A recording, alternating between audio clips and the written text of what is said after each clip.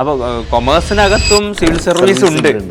CA-യുടെയോ CMA-യുടെയോ final പരീക്ഷ പാസ്സായ കുട്ടികൾക്ക് മാത്രം എഴുതാൻ പറ്റുന്നത്. അത് മാത്രമല്ല, അതിൻ്റെ പോസ്റ്റിംഗ് ഡൽഹിയിൽ മാത്രമാണ് വരിക. അതായത് മിനിസ്ട്രിയിലാണ്, മിനിസ്റ്റർ ഓഫ് കോർപ്പറേറ്റ് അഫയേഴ്സിലാണ് മെയിനായിട്ട് അതിൻ്റെ ഒരു പോസ്റ്റിംഗ് വരിക. ഭയങ്കര ഓപ്പർച്യൂണിറ്റി ഉള്ള കാരണം. പക്ഷേ പലപ്പോഴും അതെന്ത് ചെയ്യുന്നില്ല, പുറത്ത് ഡെലിവർ ചെയ്യപ്പെടുന്നില്ല എന്നുള്ളതാണ്.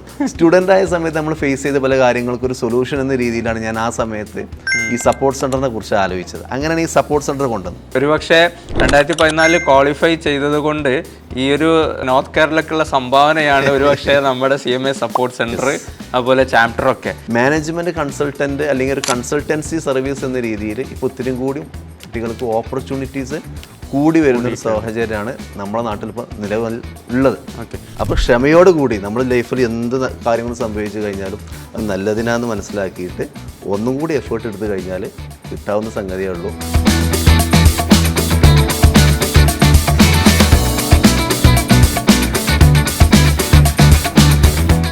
ഹായ് CMAs, ഇന്ന് മെയ് 28. ഇന്നത്തെ ദിവസത്തിൻ്റെ പ്രത്യേകത എന്താണെന്ന് അറിയാമല്ലോ. എല്ലാവർക്കും ചിലപ്പോൾ ഓർമ്മ ഉണ്ടായിക്കൊള്ളണമെന്നില്ല. May 28 CMA day. രാജ്യത്താകമാനം institute of cost accountants of ഇന്ത്യയുടെ സെലിബ്രേഷൻ ഡേ കൂടെയാണ്. മറ്റൊരു സെലിബ്രേഷൻ ദിവസം കൂടെയാണ് ഇന്ന്. ഒരു ആഘോഷത്തിൻ്റെ മറ്റൊരു തിമർപ്പിലാണ് നമ്മളുള്ളത്. ICMSൻ്റെ മറ്റൊരു പോഡ്കാസ്റ്റുമായിട്ടാണ് ഇന്ന് നമ്മൾ എത്തിയിരിക്കുന്നത്. എന്നോടൊപ്പം CMA അനസ് സർ ഉണ്ട്. Sir, welcome. നമുക്ക് ഇന്നത്തെ ദിവസം ചർച്ച ചെയ്യാനുള്ളത് എന്തുകൊണ്ട് CMA ഡേ സെലിബ്രേറ്റ് ചെയ്യപ്പെടണം, എന്താണ് CMA ഡേയുടെ സിഗ്നിഫിക്കൻസ്, എന്താണ് സാർ CMA ഡേ? ആക്ച്വലി നമ്മുടെ CMA എന്നുള്ളത് institute of cost accounts of India എന്നുള്ളൊരു സ്റ്റാറ്റ്യൂട്ടറി ബോഡി നടത്തുന്ന ഒരു കോഴ്സാണ് CMA എന്ന് പറയുന്നത്. 1944 ആദ്യമായിട്ട് നമ്മുടെ institute of cost and work accounts of India എന്നുള്ള ഒരു ബോഡി, ആ ഒരു ബോഡി നമ്മുടെ കോർപ്പറേറ്റ് ആയിട്ടാണ് രജിസ്റ്റർ ചെയ്തത്. 1944 ജൂൺ 14 ആദ്യം രജിസ്റ്റർ ചെയ്തിരുന്നത്. പിന്നെ 1959 ശരിക്കും ഒരു സ്റ്റാറ്റ്യൂട്ടറി ബോഡി ആയിട്ട് മാറുന്നത്. നമ്മളെ 1959 മെയ് 28 ഇത് സ്റ്റാറ്റ്യൂട്ടറി ബോഡി ആയിട്ട് മാറുന്നത്. അവിടുന്ന് ഇങ്ങോട്ട് എല്ലാ വർഷവും മെയ് 28 നമ്മുടെ രാജ്യത്തിൽ മൊത്തത്തിലായിട്ട് നമ്മുടെ ഈ ഒരു മെയ് 28 എന്നുള്ളത് CMA ഫൗണ്ടേഷൻ ഡേ ആയിട്ടാണ് ആചരിച്ച് പോരുന്നത്. ഇതിൻ്റെ ഭാഗമായിട്ട് നമ്മുടെ ഇൻസ്റ്റിറ്റ്യൂട്ട് തലത്തിൽ അതിൻ്റെ ചാപ്റ്റേഴ്സിലും അതുപോലെ തന്നെ കൗൺസിലിലും എല്ലായിടത്തും നമ്മൾ ഫ്ലാഗ് ഹോസ്റ്റ് ചെയ്യുകയും അതുപോലെ തന്നെ ഇൻസ്റ്റിറ്റ്യൂട്ടിൻ്റെ പ്രവർത്തനങ്ങളുമായി ബന്ധപ്പെട്ടിട്ട് ഇതിന് വേണ്ടിയിട്ട് പിന്നെ ഒരുപാട് കോൺട്രിബ്യൂട്ട് ചെയ്ത ആളുകളൊക്കെ അനുസ്മരിക്കുന്നൊരു ചടങ്ങായ രീതിയിലാണ് കാര്യങ്ങൾ മുന്നോട്ട് പോയിക്കൊണ്ടിരിക്കുന്നത്. ഓക്കെ, ഈ CMA ഡേയിൽ 2026 CMA ഡേ നമ്മൾ ചർച്ച ചെയ്യുമ്പോൾ എത്രത്തോളം പടർന്ന് പന്തലിച്ചിട്ടുണ്ട് CMA? എനിക്ക് നമ്മുടെ CMAയുടെ പ്രോസ്പെക്ടസ് എടുത്ത് നോക്കുമ്പോൾ world largest cost accounting body എന്നാണ് പറയപ്പെടുന്നത്. അത്രമാത്രം വളർന്ന ഒരു ശാഖയിലാണ് CMA ചർച്ച ചെയ്യപ്പെടുന്നത്. എത്രമാത്രം അതിൻ്റെ ഒരു വൈഡ്? നമ്മുടെ ഇൻസ്റ്റിറ്റ്യൂട്ട് എന്ന് പറയുന്നത് നേരത്തെ പറഞ്ഞപ്പോൾ 1959 മെയ് 28 ഇത് ഫോം ചെയ്യപ്പെട്ടത്. അതിനുശേഷം ഇന്ന് world second largest CMA body ആയിട്ടാണ് നമ്മുടെ ICMA നിലവിലുള്ളത്. സ്റ്റാർട്ടിങ്ങിൽ നമ്മുടെ ICWA എന്ന പേരിലായിരുന്നു ഇത് അറിയപ്പെട്ടിരുന്നതെങ്കിലും 2012 ഇത് വീണ്ടും നമ്മൾ റീനെയിം ചെയ്തിട്ട് കോസ്റ്റ് അക്കൗണ്ട്സ് ഓഫ് ഇന്ത്യ എന്ന പേരിലും CMA എന്ന ഒരു പ്രൊഫൈലിലൊക്കെ ആയിട്ട് മാറപ്പെട്ടിട്ടുള്ളത്. അപ്പോൾ ഇന്ന് നമ്മുടെ ഗ്ലോബലി നമ്മൾ പിന്നെ ഇൻഡസ്ട്രിയൽ മേഖലയും കാര്യങ്ങളൊക്കെ വികസിക്കുന്നതിനനുസരിച്ച് തന്നെ നമ്മുടെ പ്രൊഫഷനും അതിനനുസരിച്ച് എന്ത് ചെയ്യുന്നുണ്ട്, വികസിക്കുന്നുണ്ട്. കാരണം എന്താണെന്ന് വെച്ചാൽ പഴയ കാലങ്ങളിൽ നിന്ന് വിഭിന്നമായിട്ട്, പഴയ കാലത്ത് എന്ന് പറഞ്ഞാൽ ഹിസ്റ്റോറിക്കലായിട്ടുള്ള ഡാറ്റ വെച്ചിട്ട് പിന്നെ അതിൻ്റെ അക്കൗണ്ട്സും കാര്യങ്ങളൊക്കെ നോക്കുന്ന ഒരു രീതിയാണ് ഉണ്ടായിരുന്നതിൽ നിന്ന് ഈ പുതിയ കാലഘട്ടത്തിൽ നമ്മളൊരു കൺസൾട്ടൻസി എന്ന ലോകത്തേക്ക് അല്ലെങ്കിൽ മാനേജ്മെൻറ്റ് കൺസൾട്ടൻസി എന്ന രീതിയിലേക്കാണ് കാര്യങ്ങൾ മുന്നോട്ട് പോകുന്നത്. അപ്പോൾ ഡേ ബൈ ഡേ നമ്മുടെ ഈ കോഴ്സിൻ്റെ ഒരു ഓപ്പർച്യൂണിറ്റീസ് കൂടുതലായിട്ട് വൈഡൻ ചെയ്യപ്പെടുന്ന ഒരു സാഹചര്യമാണ് ഇപ്പോൾ നിലവിൽ നമുക്ക് കാണാൻ സാധിക്കുന്നത്. ഇതിൻ്റെ ഒരു നെറ്റ്വർക്കിൻ്റെ ഒരു ഗ്രോത്ത്, ലൈക്ക് CMAൻ്റെ സ്ട്രക്ചർ, ഇൻസ്റ്റിറ്റ്യൂഷണൽ സ്ട്രക്ചർ എങ്ങനെയാണ് അതൊക്കെ? നമ്മുടെ ഒരു യൂണിവേഴ്സിറ്റിയിൽ നിന്നൊക്കെ വിഭിന്നമായിട്ട് നമ്മുടെ ഈ ICWA അല്ലെങ്കിൽ ICMA എന്നുള്ള ഈ ഒരു statutory body ministry of corporate അഫയേഴ്സിൻ്റെ കീഴിലാണ് ശരിക്ക് ഗവൺ ചെയ്യപ്പെടുന്നത്.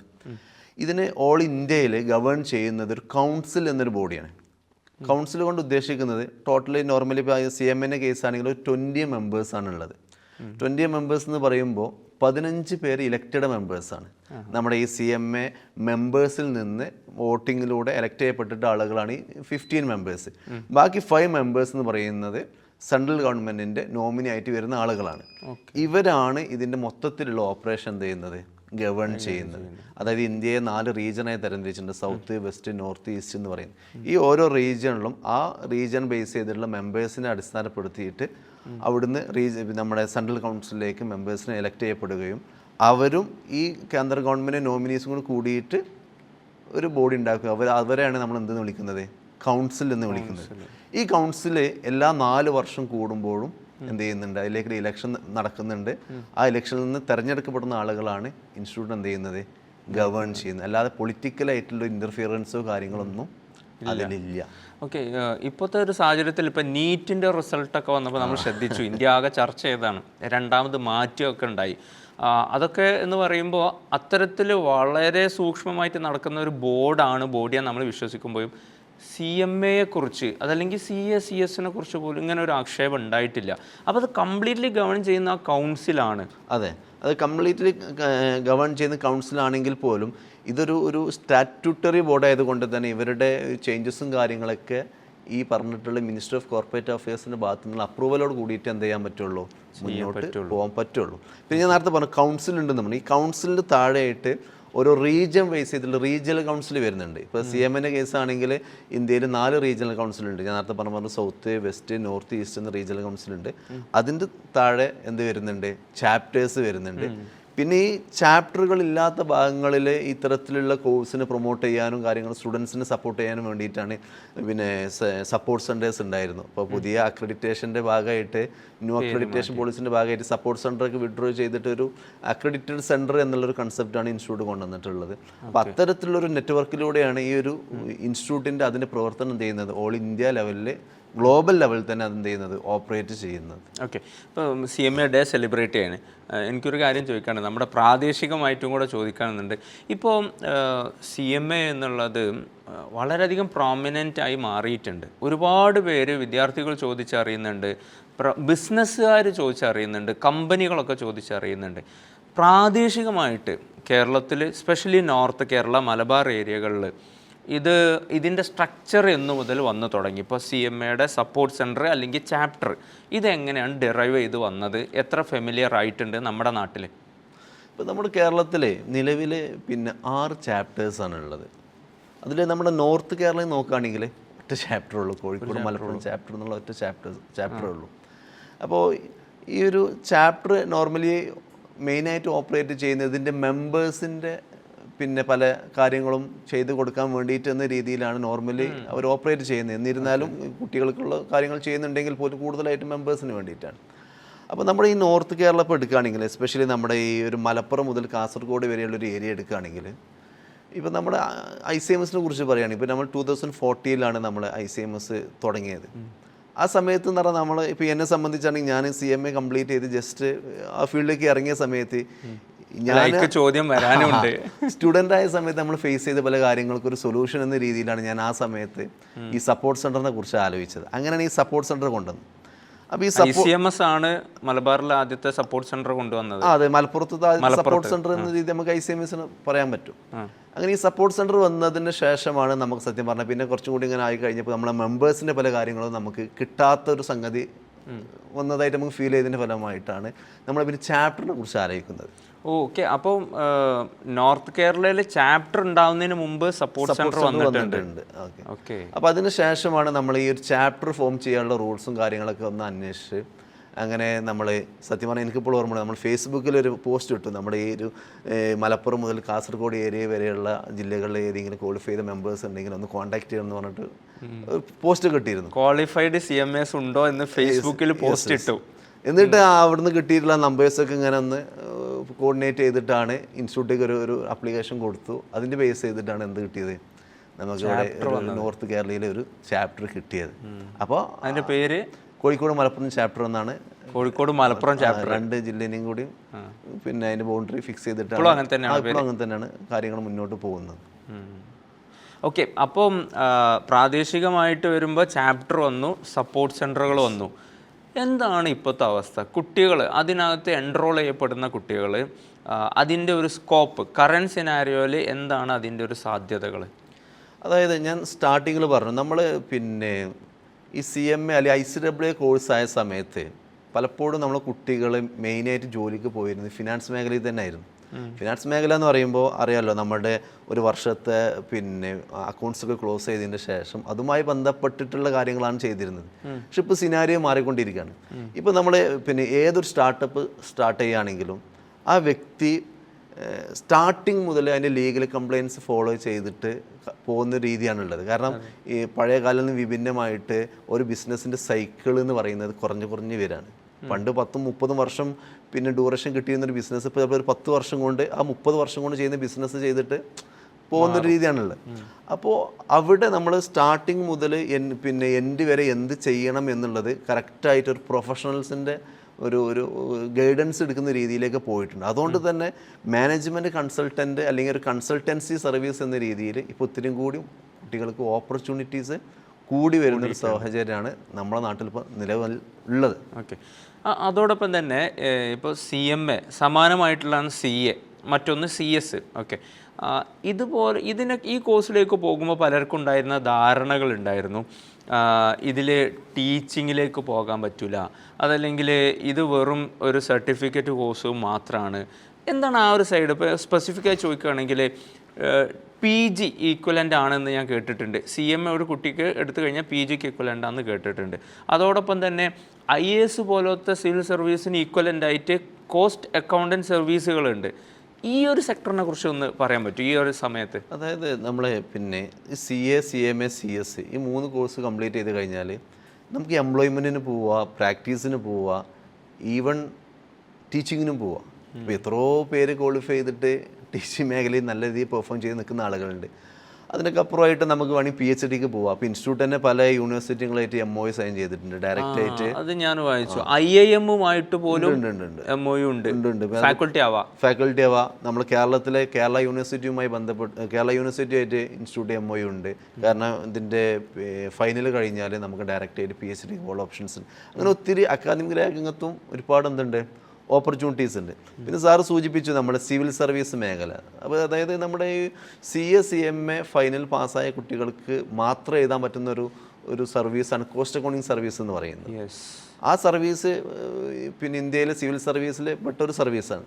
ആ സർവീസ് എന്ന് പറയുമ്പോൾ ഈ ഫൈനൽ, അതായത് CAയുടെയോ CMAയുടെയോ ഫൈനൽ പരീക്ഷ പാസ്സായ കുട്ടികൾക്ക് മാത്രം എഴുതാൻ പറ്റുന്നത്. അത് മാത്രമല്ല, അതിൻ്റെ പോസ്റ്റിംഗ് ഡൽഹിയിൽ മാത്രമാണ് വരിക. അതായത് മിനിസ്ട്രി ഓഫ് കോർപ്പറേറ്റ് അഫയേഴ്സിലാണ് മെയിനായിട്ട് അതിൻ്റെ ഒരു പോസ്റ്റിംഗ് വരിക. ഭയങ്കര ഓപ്പർച്യൂണിറ്റി ഉള്ള കാരണം. പക്ഷെ പലപ്പോഴും അത് എന്ത് ചെയ്യുന്നില്ല, പുറത്ത് ഡെലിവർ ചെയ്യപ്പെടുന്നില്ല എന്നുള്ളതാണ്. അറിയുന്നില്ല, ചിലപ്പോൾ തെരഞ്ഞ അങ്ങനെ ആളുകൾ ഉണ്ടോ എന്നുള്ളത് കുറവാണ്. ഇപ്പോൾ നമ്മൾ ഇൻസ്റ്റിറ്റ്യൂട്ടിൻ്റെ പിന്നെ നിലവിലുള്ള കൗൺസിൽ മെമ്പറായിട്ടുള്ള ഒരു സാറ്, മനോജ് കുമാർ സാർ എന്ന് പറയും. സാറ് ആ ഒരു സർവീസിൽ നിന്ന് റിട്ടയർഡ് ആയ ആളാണ്.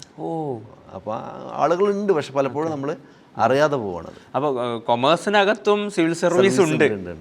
അതാണ് കോസ്റ്റ് അക്കൗണ്ട് സർവീസ് എന്ന് പറയുന്നത്. ഏകദേശം 24 സർവീസാണല്ലോ ഉള്ളത് സിവിൽ സർവീസിൽ. അതിൽ പെട്ട ഒരു സർവീസാണ് കോസ്റ്റ് അക്കൗണ്ട് സർവീസ്. അത് എഴുതാനുള്ള എലിജിബിലിറ്റി എന്ന് പറഞ്ഞാൽ CA or CMA final qualify ചെയ്യാം. ഓക്കെ. ഈ CMA ഡേയിലെ ഡിസ്കഷനിലെ പ്രധാന ഹൈലൈറ്റ് ഇതായിരിക്കും എന്ന് ഞാൻ വിചാരിക്കുന്നു.